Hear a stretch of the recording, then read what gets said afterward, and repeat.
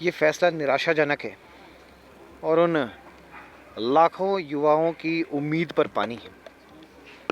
जिस प्रकार से आप देखेंगे कि ये सरकार अपने 10 गारंटियों के फैसले पर जो है ये सत्ता में आई थी, और जिस प्रकार से सरकार ने अपने घोषणा पत्र में लिखा था कि हम पहली कैबिनेट में 1 लाख नौकरियां देंगे और हम 5 साल में 5 लाख नौकरियां देंगे, पर ये सरकार तो है विपरीत काम कर रही है। एक भी गारंटी पूरी नहीं हुई। और अब जो कल ये फैसला आया है, इसमें आपने देखा होगा कि इलेक्ट्रिसिटी बोर्ड, जो कि हिमाचल प्रदेश का सबसे बड़ा बोर्ड है, उसके 600 पद जो है ये निरस्त करने जा रहे हैं। ये उन युवाओं की उम्मीद पर पानी है।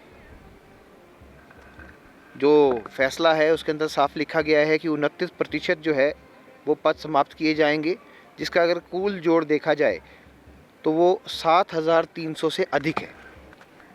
तो इलेक्ट्रिसिटी बोर्ड में 7,300 नौकरियां जाना वो अपने आप में एक बहुत बड़ा संकेत है कि ये सरकार किस पद चिन्हों पर चल रही है। अगर आपको याद होगा तो इलेक्ट्रिसिटी बोर्ड में कुल मिला के 23,000 से अधिक पद है और वर्तमान में 11,900 पद खाली है, और उसमें से ये पद समाप्ति की ओर बढ़ रहे हैं। तो ये जो है ये फैसला ठीक नहीं है।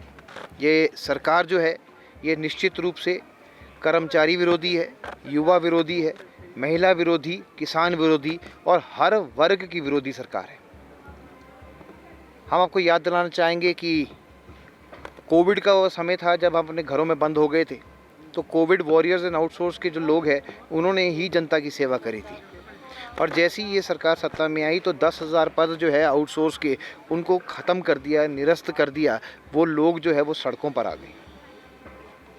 आज आईजीएमसी की बात करें तो आईजीएमसी में भी 200 पद जो है ये इन्होंने खाली कर दिए। वहाँ से आउटसोर्स के लोगों को नौकरियों से निकाल दिया गया। वर्तमान में आप देखेंगे किस प्रकार से ये सरकार काम कर रही है। ये कर्मचारी को दूरगामी इलाकों में पोस्ट करती है और वो कॉन्ट्रैक्ट पर होते हैं। अगर वो ट्रांसफ़र मांगेंगे तो उन्हें एक एप्लीकेशन देनी पड़ती है, और अगर वो एप्लीकेशन देंगे तो वो अपना पद खो देंगे। तो आप जो है वो उल्टा व्यक्तियों के ऊपर एक प्रेशर बना रहे हैं कि आप अपनी नौकरी छोड़ दीजिए। अब तो एक कल मैं मुख्यमंत्री जी का बयान भी सुन रहा था कि अब तो हिमाचल प्रदेश में आईएएस कैडर के लोग ही नहीं चाहिए। तो ये भी एक संकेत है कि आपको केवल मात्र अपने मित्रों और अपने खर्चे जो है वो अच्छे लगते हैं, पर जनहित के फैसलों पर अगर कोई खर्चा हो, कोई कर्मचारी आ रहा हो, आईएएस आ रहा हो, कोई कर्मचारी नौकरी करना चाहता हो, वो आपको खर्चा लगता है, बोझ लगता है। हमारे को आपकी प्रथम जो स्पीच आपने हमीरपुर में दी थी वो भी याद दिलानी चाहिए कि आपने स्वयं बोला था कि हिमाचल प्रदेश जो है उसकी आर्थिक स्थिति जो है वो श्रीलंका जैसी हो जाएगी। तो मेरे ख्याल से मैनिफेस्टो तो बात की बात थी, पर आपका संकल्प जो है वो हिमाचल प्रदेश को श्रीलंका जैसा ही बनाने का था। आज हिमाचल प्रदेश की जनता जो है वो अपने हितों का इंतज़ार कर रही है, पर आप महंगाई बढ़ाने में जो है वो मस्त हो रखे हैं। आपने सीमेंट के जो दाम है वो 6 बार बढ़ा दिए। आपने डीज़ल जो है वो महंगा कर दिया 7 रुपये के हिसाब से, जिससे माल भाड़ा महंगा हो गया। माल भाड़ा महंगा होते ही है सारे की सारी चीज़ें, वस्तुएं जो है हिमाचल प्रदेश में महंगाई चरम सीमा पर पहुंची। आज डिपों में जो है राशन मिल नहीं रहा, राशन मिल रहा है तो उसमें भी वृद्धि हो गई है। अब तो ये हालत हो गई है कि आपको लग रहा है कि हर मद में किस तरह पैसा जो है वो जनता की जेब से निकाला जाए, उस पर आप नीतिगत फैसले ले रहे हैं। ग्रामीण लोगों के ऊपर पानी का लगा दिया। कई जगह जो है वो 1,000 रुपये की बातें भी हो रही है। आपने उद्योगों को परेशान कर दिया है। उद्योगों के ऊपर इतना टैक्स लगा दिया, बिजली के सेस लगा दिए कि वो जो है यहाँ से पलायन करना चाहते हैं। जो कर्मचारी वहाँ काम कर रहे थे वो फिर से जो है अपनी नौकरियाँ ढूंढने में व्यस्त हो जाएंगे।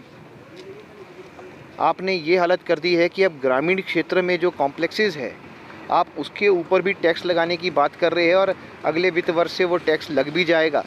और जहाँ वो छोटी छोटी दुकानें कॉम्प्लेक्सों में काम करते हैं उनके ऊपर भी आप टैक्स लगाना चाहते हैं। जहाँ कमाई है नहीं वहाँ और ज़्यादा आप टैक्स का बोझ जो है बढ़ाना चाहते हैं। वो ठीक नहीं है। आपको लगता है कि केवल मात्र खर्चे आपके ही अच्छे हैं। आप अपने लिए एक नया मुख्यमंत्री कार्यालय बनाना चाहते हैं। आप मंत्रियों के कार्यालयों पे खर्च कर सकते हैं। आप अपने मित्रों के लिए नई गाड़ियां ला सकते हैं। आप अपने लिए सारे खर्चे कर सकते हैं, पर जनता कुछ राहत मांगती है तो वो आप दे नहीं सकते हैं। आईजीएमसी जैसी संस्थानों में आप हिमकेयर का पैसा रोक दिया है, लोगों को इंजेक्शन में नहीं मिल रहे हैं। कल भी कई ऐसे केसेस आए हैं जो महंगे महंगे इंजेक्शन है वो आपके दुकानदार जो है वहाँ पे वो मना कर देते हैं कि हिमकेयर का पैसा जो है आपने डिपॉजिट नहीं किया है। केंद्र सरकार से तो आपको बहुत मदद आ रही है, पर आप उसका धन्यवाद भी नहीं करते हैं। और वो पैसा जा कहाँ रहा है, सबसे बड़ा सवाल वो है। 20,800 करोड़ के लगभग 2 वर्षों में केंद्र सरकार से आया, और आपने लोन की गति इस प्रकार हिमाचल प्रदेश में पकड़ रखी है कि आप 2 वर्षों में 30,080 करोड़ का लोन ले बैठे हैं। तो आर्थिक कुप्रबंधन तो आपके समय में जो है वो चरम सीमा पे चल रहा है। अब तो कर्मचारी इतना भयभीत हो चुका है कि उसको लगता है कि अगले महीने की तनख्वाह आएगी कि नहीं आएगी।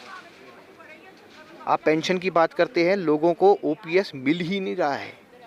ये वही इलेक्ट्रिसिटी बोर्ड के कर्मचारी है जिन्होंने अपने ओपीएस की गुहार भी लगाई थी, पर अब दे नहीं पा रहे हैं।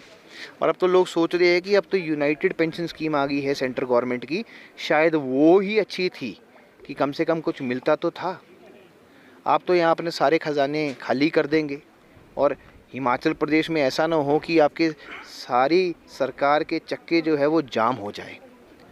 और जिस प्रकार की हालत चल रही है, हम तो यही बताना चाहेंगे कि 10 में से जनता आपको 0 नंबर दे रही है। और ये टोटल सरकार जो है फेल है, और टोटल सरकार जो है पिछड़ गई है। आने वाले समय में चर्चा तो ऐसी भी है कि वर्तमान समय में अगर चुनाव हो जाए तो आप ढूंढे भी नहीं मिलेंगे। कांग्रेस पार्टी तो अपना सीटों का जो खाता भी नहीं खोल पाएगी। 2-3 सीटें आप जीत सकते हैं, पर अभी तो आपके खिलाफ इतना बड़ा एक जनसमूह पैदा हो गया है। बड़ी जल्दी जनता, आमजन, कर्मचारी, युवा, महिला, बेरोजगार, आपके किसान, खेतीबाड़ी के लोग सब सड़कों पर मिलेंगे। तो यहाँ हालत बहुत ख़राब है। इसके ऊपर आप ध्यान दीजिए और इसके ऊपर आप काम कीजिए, और जार बार आप अपने जन विरोधी फैसले लेकर जनता को परेशान ना कीजिए।